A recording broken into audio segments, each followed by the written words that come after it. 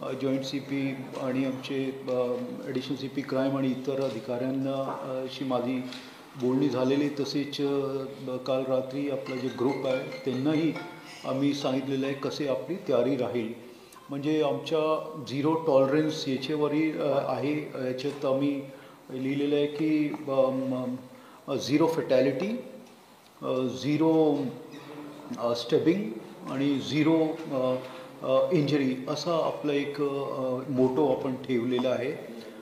आणि हेतू एक हेच आहे की कोणालाही कुठल्याही प्रकारची इजा होऊ नये, ॲक्सिडेंट्स वगैरे होऊ नये आणि दारू पिऊन हाईमध्ये गेल्यानंतर कंट्रोल आपला जातो आणि काहीतरी मित्र बसले जे आत्तापर्यंत आपण पाहिलेलं आहे बॉडी इंजरीज किंवा मर्डर्समध्ये दारू जो आहे तो एक मेन इश्यू दिसतो आहे.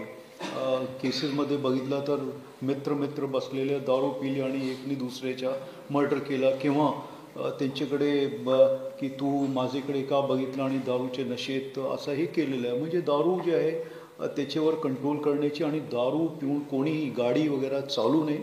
तसेच आपण नोटीस पण देतो आहे रेस्टॉरंट्स बार्स वगैरेला की कोणीही जर आतमध्ये काय भांडण झाली कुठे दारू पिऊन तर त्याच्याबद्दल आम्हाला माहिती देणे. कोणी जर दारू पिऊन गाडी चालवतो आहे तुमच्याकडून पिऊन बाहेर निघतो आहे तर त्याची माहिती आम्हाला दिली पाहिजे. तसेच कोणीही विदाऊट परमिट दारू घेऊ नये हे आपण सगळे इन्स्ट्रक्शन्स बार्स आणि यांना देतो आहे. तसेच आमची जे पोलीस आहे त्याचे ट्रॅफिक पोलीस आणि लोकल पोलीस हे मिळून नाकाबंदी आजपासूनच आपण करतो आहे. आज 4:30 आपण नाकाबंदी लावणार आहे बॅरिकेड्स ठेवून आणि ब्रेथ ॲनालायझरचा वापर करून आणि जास्तीत जास्त जे आहे आपण लोकांपर्यंत मेसेज पोहोचवण्याचा प्रयत्न करतो आहे की कोणीही दारू पिऊन किंवा नशेत बाहेर अननेसेसरी हे करू नये आणि याच्यामुळे काय भांडण होतात आणि नंतर कुठलीही परिस्थितीपर्यंत लोक पोहोचतात. मग असं काय होऊ नये ही आमचा हेतू आहे.